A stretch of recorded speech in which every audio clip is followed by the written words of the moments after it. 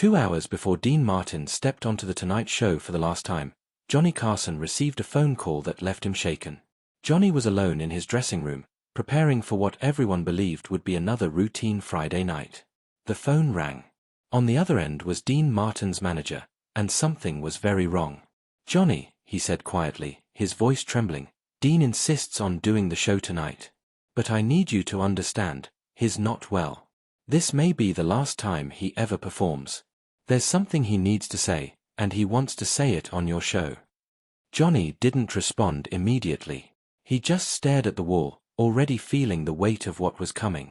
What DeanMartin would reveal that night, live, unscripted, and in front of nearly 18 million viewers, would become one of the most heartbreaking moments in television history. May 24, 1988. NBC Studios, Burbank, California. Inside the studio, The Tonight Show was preparing for what looked like a normal taping. No farewell announcement. No special tribute. DeanMartin was listed as a guest, but he wasn't promoting a movie, an album, or a tour. He was simply coming to talk. The production staff assumed it would be casual. Dean had appeared on the show dozens of times before. A few laughs. A few stories. Another comfortable visit between friends. No one realized they were about to witness something unforgettable. Johnny hung up the phone and sat in silence. His assistant noticed immediately. "Johnny, are you okay? You look like you've seen a ghost." Johnny looked up, his eyes already red. "Get Fred," he said softly. "Tell him we need to be ready for anything tonight. And tell the crew, no matter what happens, we keep rolling." DeanMartin arrived at 6:15 p.m., 45 minutes before airtime. This time, he didn't come through the front entrance. No fans. No smiles. No small talk. He entered through the back. Johnny met him backstage. The two men stood facing each other in silence, decades of friendship between them. Dean spoke first. "Thanks for letting me do this, pal." His voice was thinner. The effortless confidence that once defined him was gone. Johnny swallowed. "Dean, you don't have to do this tonight. We can wait. Another time." Dean slowly shook his head. "There won't be another time. That's the point." The show begins. At 7 p.m., the audience took their seats. They came expecting the DeanMartin they had always known, the king of cool, the man who made everything look easy. They had no idea they were about to meet the man behind the legend. At 7:30, Johnny Carson walked onto the stage to thunderous applause. The monologue landed. The jokes worked. Everything felt normal. Then Johnny did something unusual. He sat at his desk, looked directly into the camera, and his tone changed. "Ladies and gentlemen," he said, "before we bring out our first guest, I want to say something. DeanMartin is here tonight, and this appearance is very special to both of us. I ask that you truly listen to what he has to say." The room grew quiet. The band played Everybody Loves Somebody. But tonight, it sounded slower, heavier. The curtain opened. DeanMartin walked onto the stage for the final time.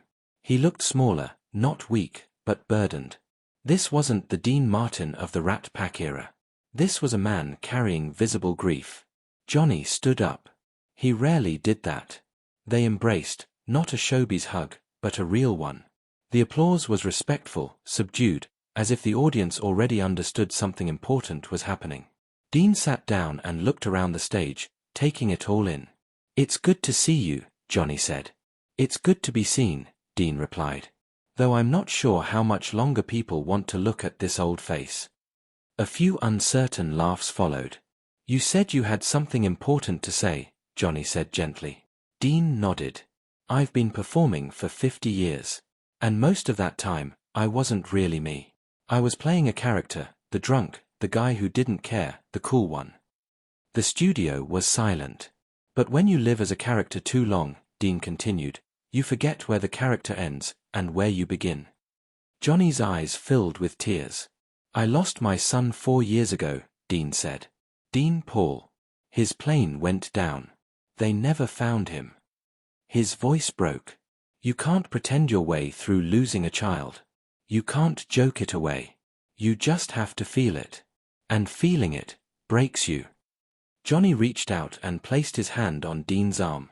I stopped performing after that, Dean said. Because the character died with my son. And all that was left was just me. You're more than enough, Johnny whispered. Dean smiled sadly. Maybe. But tonight, I needed to come back, not as the legend, but as the man. To say thank you. Johnny asked quietly, would you sing something for us? Dean hesitated. No band, he said finally.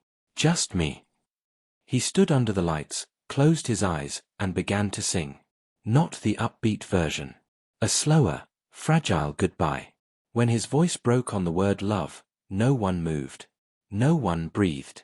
When the song ended, the audience rose to its feet in silence, then erupted into applause unlike anything the Tonight Show had ever seen.